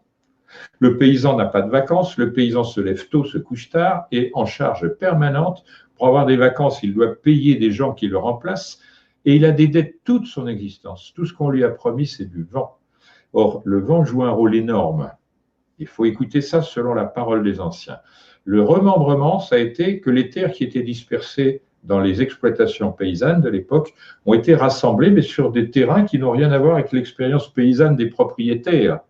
À savoir, quelqu'un qui fait du maraîchage, il ne peut pas faire de la céréale comme ça. Il ne peut pas faire du maïs comme ça, etc. Ça ne se fait pas comme ça. Les terres ont une vocation qui a été choisie par le paysan.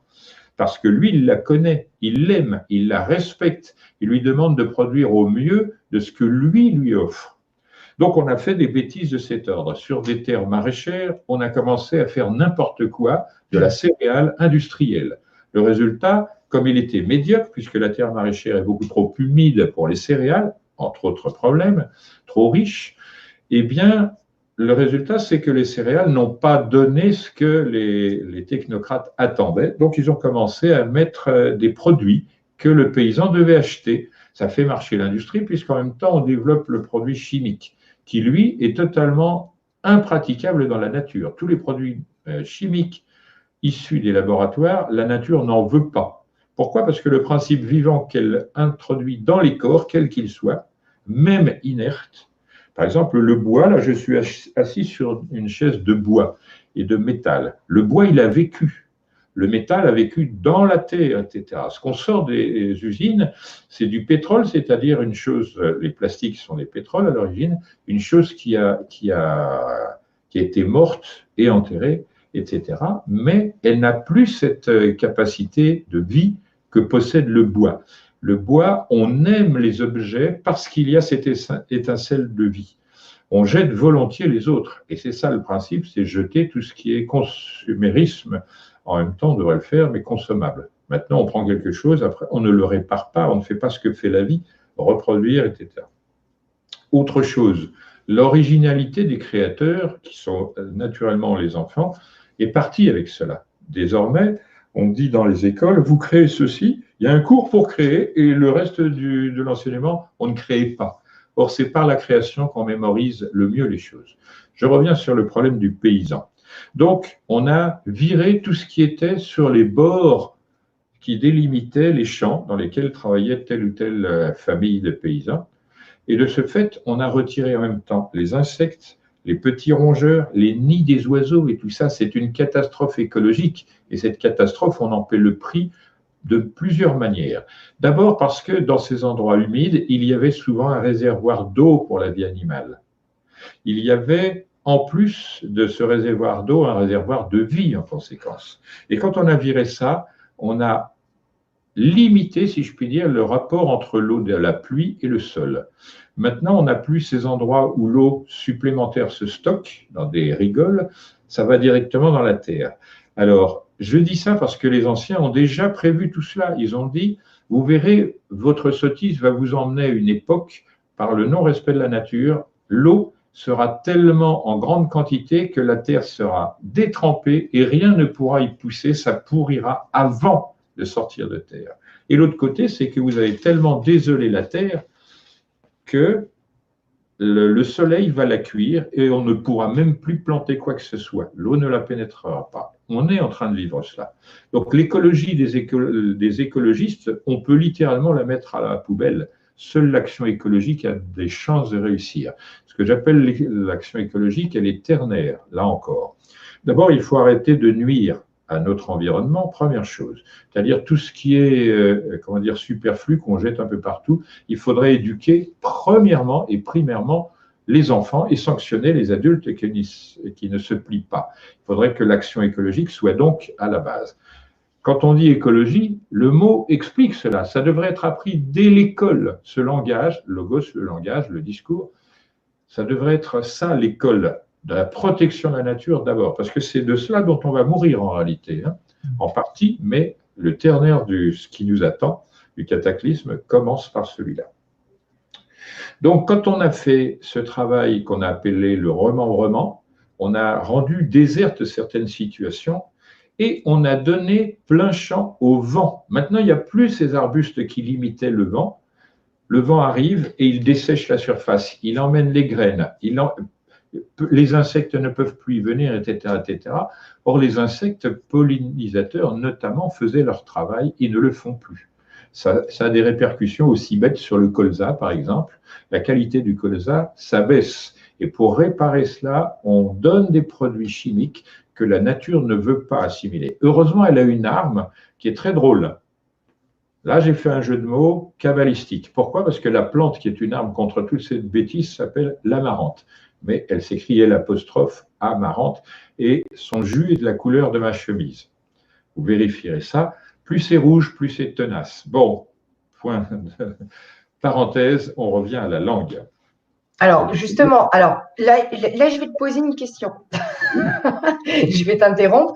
Tout à l'heure, tu disais justement que la langue française, c'était la langue qui était la plus proche de la langue originelle. D'accord? Cependant, et tu l'as fait tout à l'heure, pour nous expliquer un mot, tu t'es référé au latin ou au grec. Oui. D'accord? Donc, du coup, moi, j'ai du mal à saisir, en fait.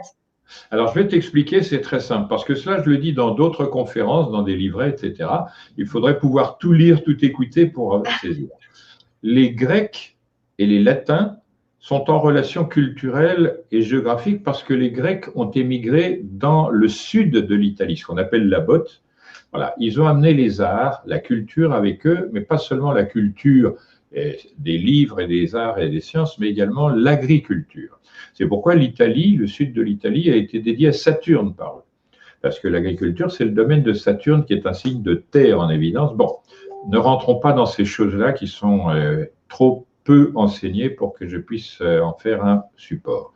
Ce que je veux dire, c'est qu'en réalité, ce sont les Français à l'origine de la langue qui sont allés donner le grec. La langue grecque est originelle, elle aussi, de la France. Mais on va se dire, il raconte n'importe quoi. En français, le nom de l'océan ou de l'eau en grande étendue, c'est mer, M-E-R, alors que pour les Grecs, c'est thalassa. Donc, il raconte n'importe quoi. En réalité, non. Mais je ne peux pas l'expliquer dans ce moment de mon discours. Il faudra attendre plus loin.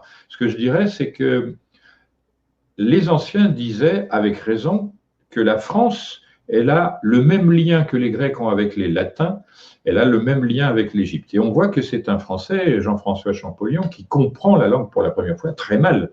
Néanmoins, les efforts qu'il a faits, quasi surhumains, il est mort d'épuisement, Champollion, à l'âge de 42 ans, mais je ne parlerai pas de nouveau de cela.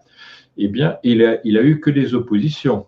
C'est la démonstration physique, ultérieurement, qui lui a permis de subsister. Mais il avait le gouvernement contre lui, toute la clique des savants, entre guillemets, etc., un peu comme moi avec LRDP, mais on s'en fiche, ça. Moi, je suis plus solide parce que je suis armé pour ça. Ce n'était pas son cas. Donc, Champollion a donné une ouverture qui a créé l'égyptologie. À partir de Champollion, on a la langue. Nous sommes d'accord. Or, la langue de Champollion seule lui permettait de comprendre parce que la structure du français se retrouve dans l'égyptien. avec le ternaire dont j'ai parlé tout à l'heure, c'est-à-dire sujet, verbe, complément ou attribut, épithète, etc. Élément support, élément modificateur, élément de la modification. Donc, ce que j'ai dit, à présent, ça se retrouve dans la langue elle-même. Or, dans le français, tous ces éléments sont littéralement accessibles. C'est pourquoi on parlera de l'alphabet, de la forme des lettres, de la phonation, du rapport entre voyelles, consonnes et demi-voyelles, demi-consonnes, etc. Et là encore, ce sont trois formes. Vous voyez, le ternaire de l'Église, c'est celui-là. Mais personne ne le sait puisque la culture chrétienne a été déformée par tout moyen, elle aussi, comme on déforme par tout moyen la vie du peuple. Donc, j'espère que ça c'est clair, par le moyen économique, par le moyen médical, par le moyen politique. Pour ne pas dire que tout cela c'est purement médiatique, donc la synthèse de ces bêtises-là. Donc, je reviens, la langue française, elle est allée avec les druides qui sont allés à Delphes, avant même que Delphes soit le centre religieux de la Grèce, déjà. Et c'est pareil, les druides étaient allés en Égypte, dans le delta, c'est à eux qu'on doit la création de la ville dont parle Platon, où il dit que dans cette ville, Thoth a déposé l'alphabet, les jeux, l'astronomie, les lettres, etc. Donc on sait que cette chose-là. Si j'ai un peu de temps dans la journée, je chercherai cela, je te ferai suivre le texte. C'est dans un ouvrage, à mon avis, important, ça s'appelle Phèdre. Phèdre, si on le traduit en français ancien, ça veut dire fait de manière trinitaire, triple. Mais bon, je ne vais pas revenir là-dessus. C'est une langue qu'on ne sait pas spontanément, on est obligé de l'étudier puisque les racines sont loin, loin. Par exemple, le mot arbre en français, c'est aour, la lumière, et bio, la vie. On dit que ça vient du grec. Non, ça vient directement de la langue ancienne française. Ce sont ces choses-là. Et on voit que dans aour, c'est la version sémite du mot lumière en français. On va dire, mais en grec ou en latin encore mieux, la lumière c'est lux. Pourra nous faire la relation? Oui, je la ferai. Mais encore faut-il d'abord connaître et comprendre cette langue ancienne pour voir d'où sont issus les mots et pourquoi il y a des divergences dans les différentes langues. Parce que c'est comme un arbre. Donc j'y viens petit à petit. En anglais, comment dit-on un arbre? Tree, c'est-à-dire trois, comme une production spécifique de notre troisième planète, la Terre. Ce qui est vrai, parce qu'à une époque, la Terre était recouverte d'arbres. C'est grâce au sacrifice des arbres, première civilisation, pourrais-je dire, qu'on a l'atmosphère qui fait vivre les hommes. Et observez cette logique incroyable, c'est que les arbres sont verts, la plupart en substance, et très colorés par endroits par les fleurs, c'est-à-dire le sexe des arbres, si je puis dire aussi, alors que la chair des animaux est rouge. Comme la nôtre, on retire la peau, c'est rosé rouge. Or, le vert et le rouge sont couleurs complémentaires. Quand vous regardez du rouge longtemps, vous fermez les yeux, posant les mains délicatement sur les yeux, vous voyez du vert à la place. C'est le jeu des couleurs complémentaires. Or, c'est chimique. Cette chose-là est dans la chimie et dans la vitalité.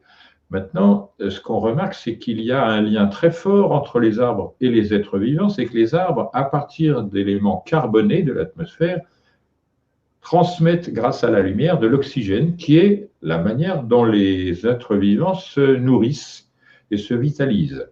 Et à l'inverse, nous, on rejette du carbone qui va servir aux arbres. Donc on est dans une relation très importante.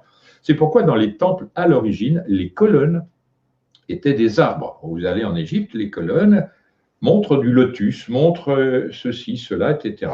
Donc ce qu'on appelle colonne, qui veut dire en égyptien Thoth, c'est-à-dire la connaissance elle-même, la relation entre la terre et le ciel, la colonne, l'arbre, c'est la même chose, eh bien, la lumière d'un côté et la vie de l'autre, c'est la même chose. On nous explique que la vie nous est venue grâce aux arbres, dans le mot arbre. Et dans art, il y a d'abord la lettre A, c'est un don, c'est la lumière qui vient du point solaire et qui est interceptée par quelque chose. C'est l'une des validations de la forme de la lettre A.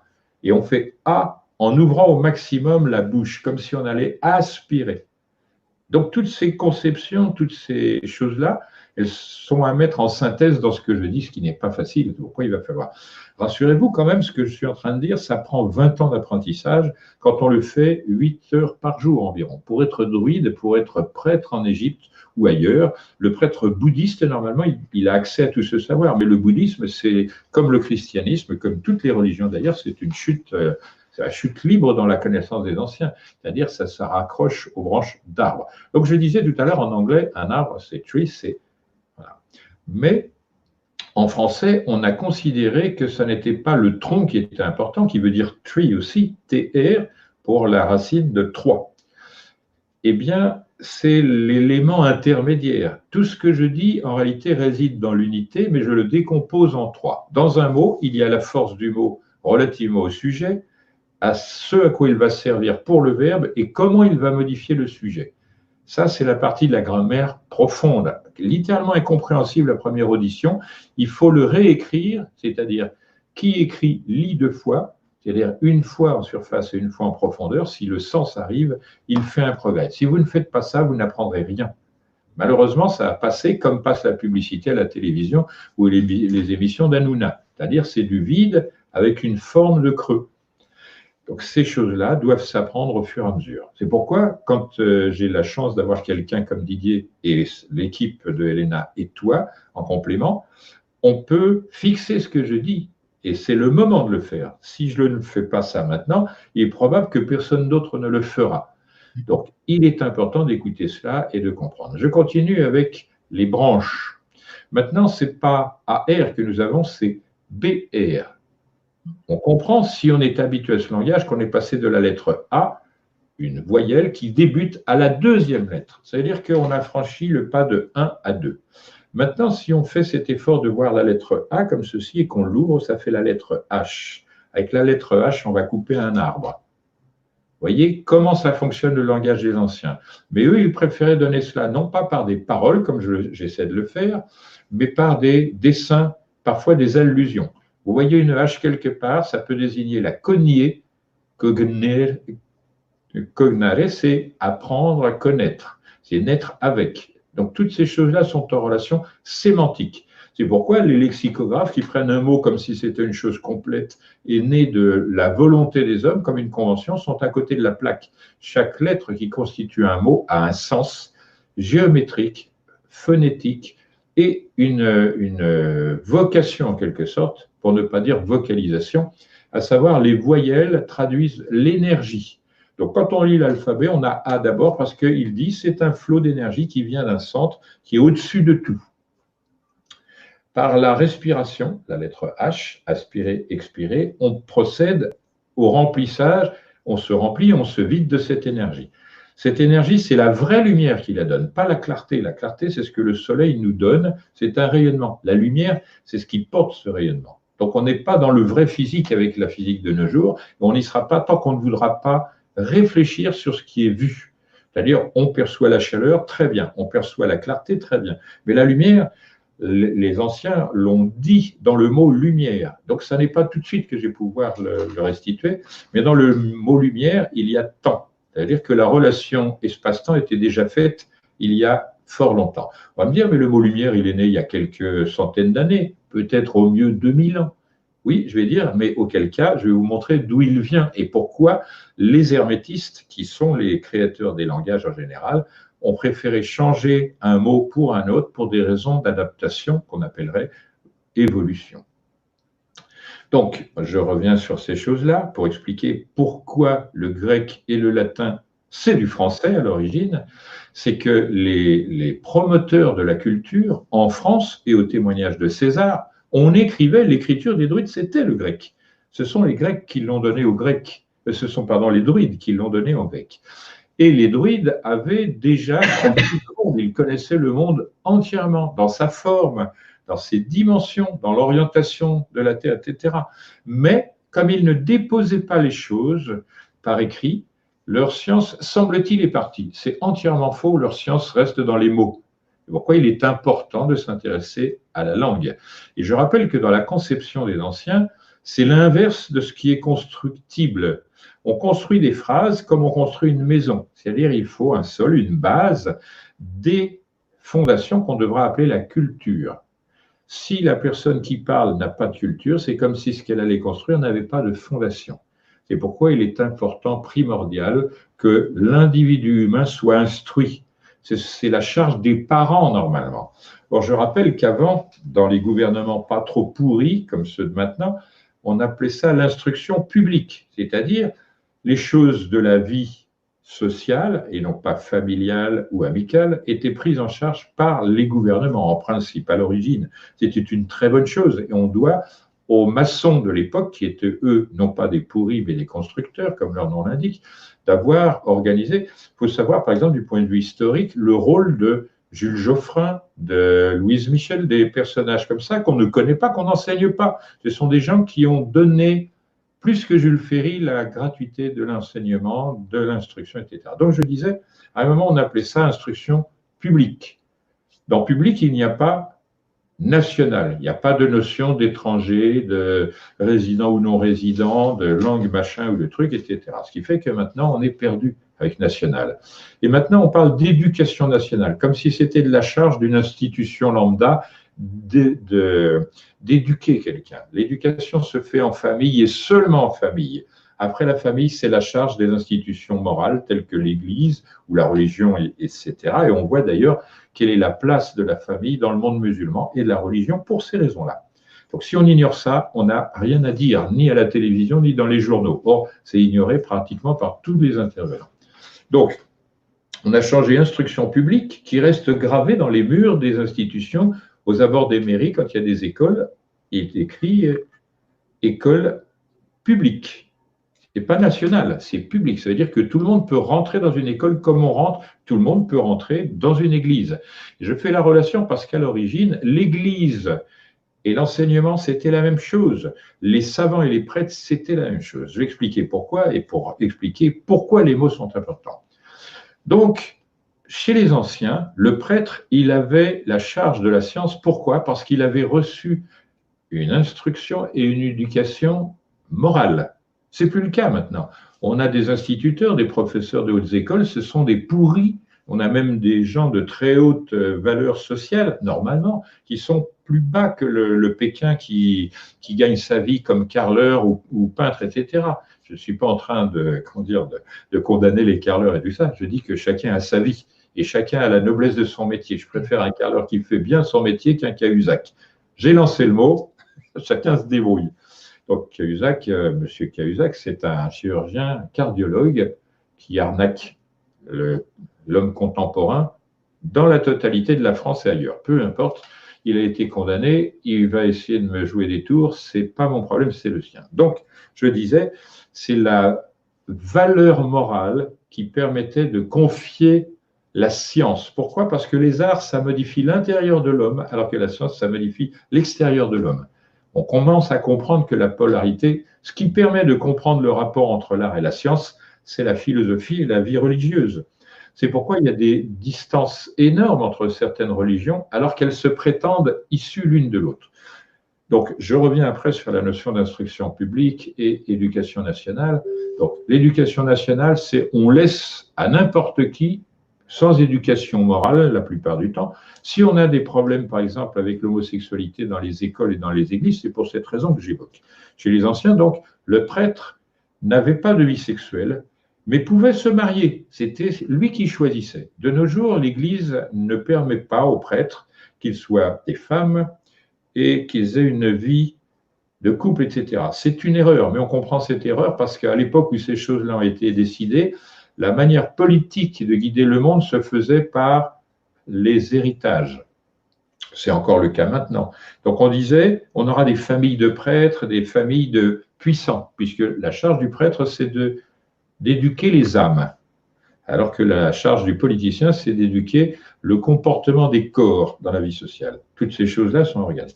Donc je reviens sur ce que j'allais dire tout à l'heure, qui est toujours d'actualité. Cette polarité permet de comprendre que nous sommes dans le cadre du Dieu double. C'est la charge de Mercure. Si l'on connaissait dans les écoles, si les professeurs connaissaient tout ce qui a été dit sur Mercure, Thoth, Djehuti, Hermès, eh bien, on serait tranquille, parce qu'il dit que le seul vrai moteur de l'évolution, c'est la confrontation, c'est-à-dire le caractère de l'unité face à la dualité. Est-ce que je ne vais pas trop vite? J'en sais rien, mais je suis obligé de le dire ainsi. Et conséquemment, l'équilibre social tient entre la puissance d'un gouvernement avec des gens qui veulent des choses actuellement pour leur profit, pour leur pouvoir, face à un peuple qui vaut d'autres choses. Donc c'est l'alliance entre ces deux choses qui fait une scène politique. Ce qui fait qu'un Macron qui n'écoute pas le peuple et qui le tabasse, c'est un type qui ne va pas rester longtemps aux manettes. Mais on le sait, le mécanisme permet de remplacer un Macron par un autre Macron. Pour indication, sachez que j'ai donné des analyses du mot qui constitue notre politique présidentielle, Emmanuel Macron. Dans Macron, il y a anagramme de monarque, mais il y a également, en 3 lettres que je vous laisse deviner, ceci et cela, Monsieur MR dans la graphie actuelle qui a été remplacé par M et point, etc. Emmanuel, ça signifie également en hébreu Dieu est parmi nous. Plus exactement L, la lettre L qui s'écrit dans cette graphie chez nous, E et L, c'est-à-dire énergie organisée, ordonnée. Tel n'est pas le cas. C'est le bazar, le foutoir, etc., etc. Quant à Emmanuel, dedans il y a Manuel. Il devrait le lire, à mon avis. Un manuel de philosophie, etc., serait indispensable. Platon le dit, on ne peut pas confier un gouvernement à une autre personne qu'un philosophe. Il ne dit pas un artiste, il ne dit pas un scientifique, il dit un philosophe. C'est quelqu'un qui est capable de s'abstraire du discours en le comprenant de manière supérieure à tout le monde. Pourquoi? Parce que dans la philosophie, il y a la critique même de la philosophie. Et ça n'existe pas ailleurs. C'est né il y a à peine un siècle dans la science, ça s'appelle épistémologie. Et actuellement, on a des gens, des bavards, qui discutent de l'art sans savoir de quoi il s'agit, puisqu'ils ne sont pas eux-mêmes artistes. Or, être artiste, c'est être différent de tout le monde. L'artiste, il se manifeste par sa manière particulière de sentir et de restituer les choses. Or, sachez ceci, ce que j'ai expliqué tout à l'heure pour les mots qui descendent au fond de vous-même, il y a votre partie artistique qui est dans votre conscience au même titre que votre partie savante, parce que les deux sont associés pour faire la conscience.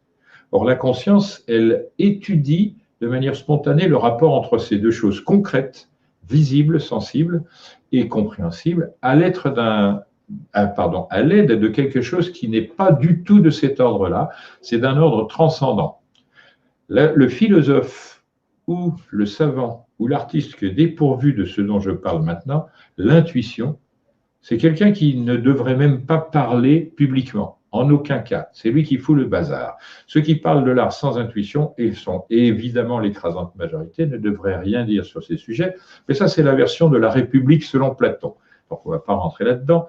On va continuer en disant que l'intuition, c'est le moyen de gouverner. Et j'aurais pu citer un texte de George Washington, parce que lorsque cet homme a eu la charge du nouveau pays que constituaient désormais les États-Unis, lui, il disait qu'il ne pouvait rien gouverner dans ce pays ingouvernable. Souvenez-vous, c'était des États qui avaient leurs lois, leur parler, parce que l'Américain n'était pas unifié à cette époque-là. Il y avait des gens de tous les pays. Les Écossais ne parlent pas comme les Anglais, comme les Irlandais, etc. En Nouvelle-Zélande, on ne parle pas l'anglais parfaitement, comme dans d'autres contrées, etc.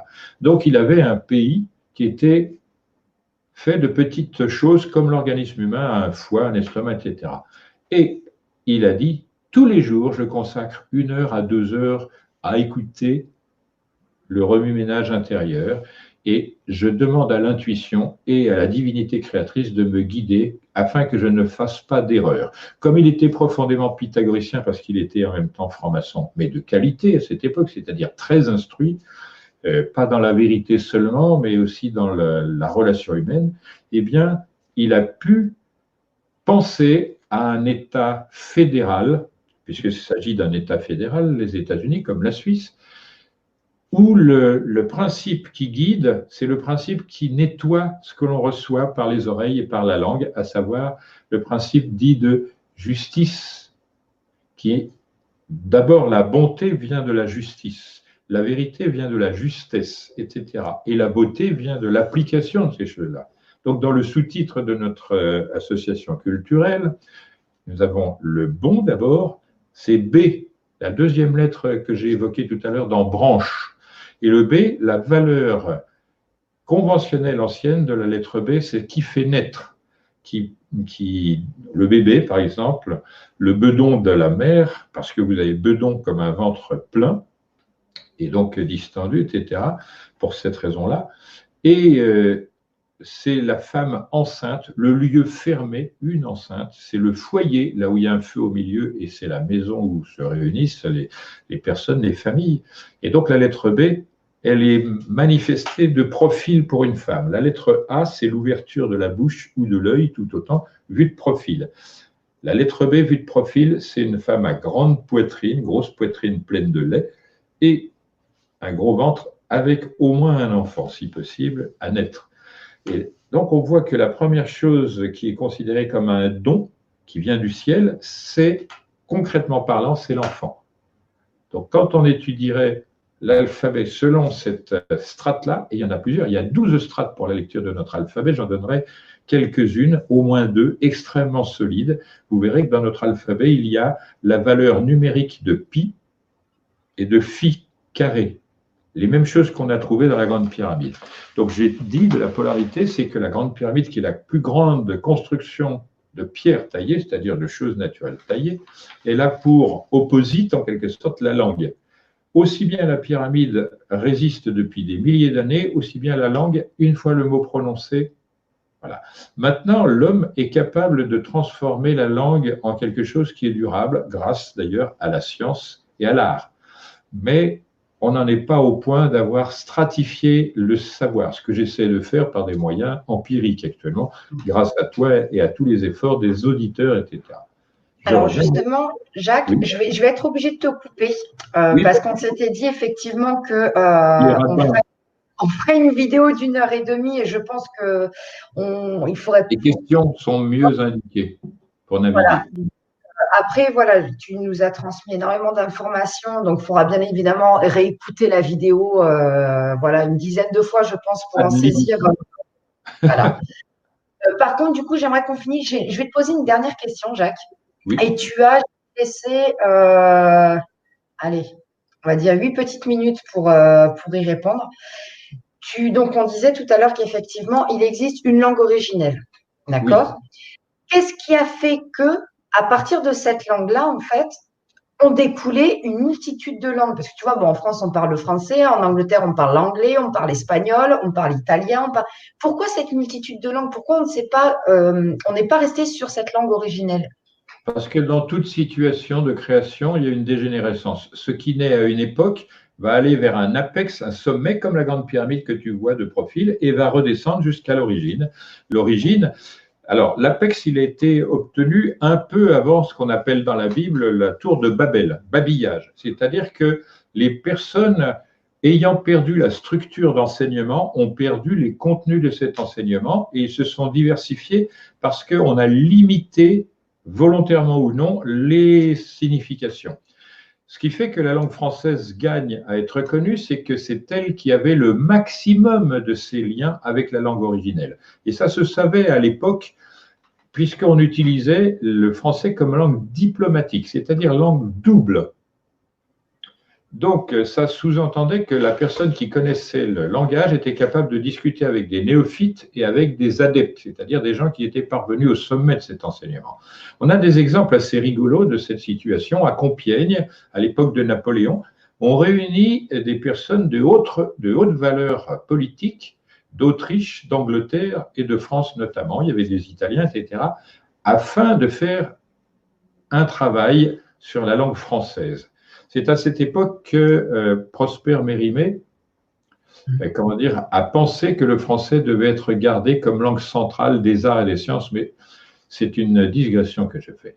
On a une dictée qui a permis de valider le fait que n'importe quel étranger étudiant la langue française pourrait devenir meilleur que les Français eux-mêmes. C'est normal, dans ce sens. Or, c'est l'une des rares langues où c'est possible. Donc, cette situation-là montre que la déformation vient non pas de l'usage, mais de la perte d'information de la langue originelle. Ce qui montre que les relations sont plus nombreuses, plus profondes, plus larges, et surtout plus pragmatiquement utile dans le français que dans une autre langue. Par exemple, j'ai dit tout à l'heure, en allemand, on dit die Erde pour la terre, mais je vais prendre cela en hébreu, Eretz. Eretz, ça commence par E, ça continue par R et par E en translittération. C'est-à-dire que énergie, force, énergie sont les trois parties qui constituent la Terre. Après, le mot Terre commence par la lettre T qu'on trouve là-dedans. Si on remet dans l'ordre, le mot Eretz en hébreu, il veut dire tri, triple. Nous sommes d'accord. Mais il y a la lettre T qui fixe cette signification, alors qu'elle est au début dans le mot 3, là, elle est presque à la fin et se termine par la lettre Z, qui est la lettre N au milieu de notre alphabet retournée. La lettre N comme ça, la lettre Z à la fin.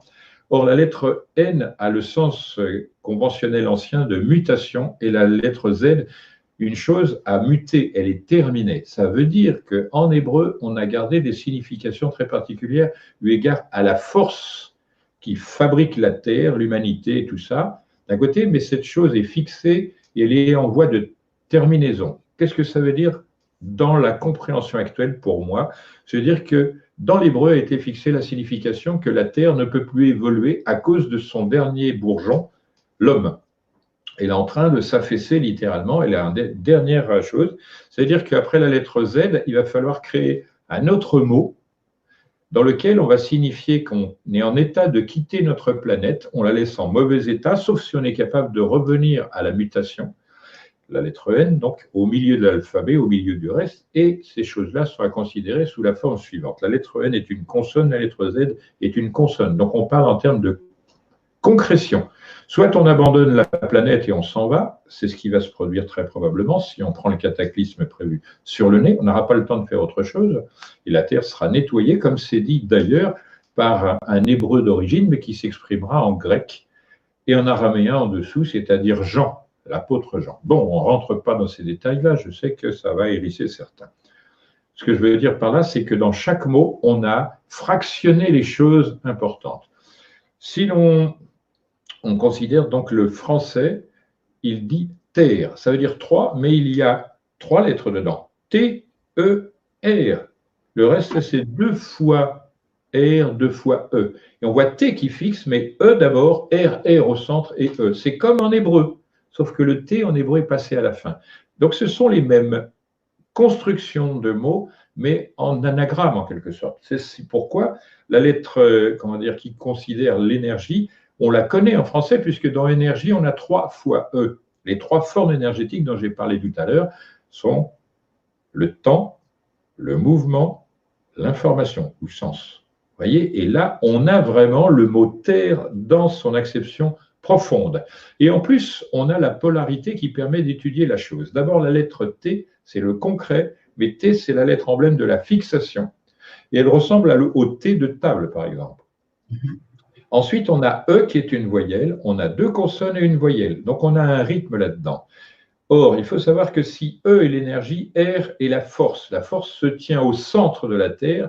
Du point de vue géologique, c'est indéniable. Et l'énergie à la surface, puisque l'énergie, c'est la fonction d'échange entre différents plans énergétiques de force, c'est-à-dire entre l'atmosphère et l'eau des océans. C'est ça l'écologie qui est dit. Si vous ne voulez pas faire de la Terre ce qu'elle exprime en hébreu, vous le faites en français. Les Français sont les premiers à parler d'écologie d'ailleurs. Ce sont eux qui inventent le mot, la discipline, etc. C'est utile de savoir que le mot véhicule aussi l'obligation de s'intéresser à l'histoire. Et je rappelle que l'histoire, ça commence par la lettre H, c'est-à-dire la relation entre le ciel et la terre, la vie spirituelle. Ensuite, c'est la lettre I, qui est la colonne, et c'est idée, etc. C'est idéation, c'est intuition, mais c'est l'emblème général de l'intelligence, c'est Tot qui se dit colonne en égyptien. On va arrêter là, je pense que tu as terminé ton émission. J'espère avoir été suffisamment précis et complet dans certains domaines et certainement très vague dans d'autres pour que ça suscite l'envie d'en avoir d'autres de même profil. En tous les cas, je te remercie vigoureusement. C'est très agréable de travailler dans ces conditions pour un bavard comme moi. Bah écoute, merci à toi surtout de m'accorder du temps. C'est vraiment chouette.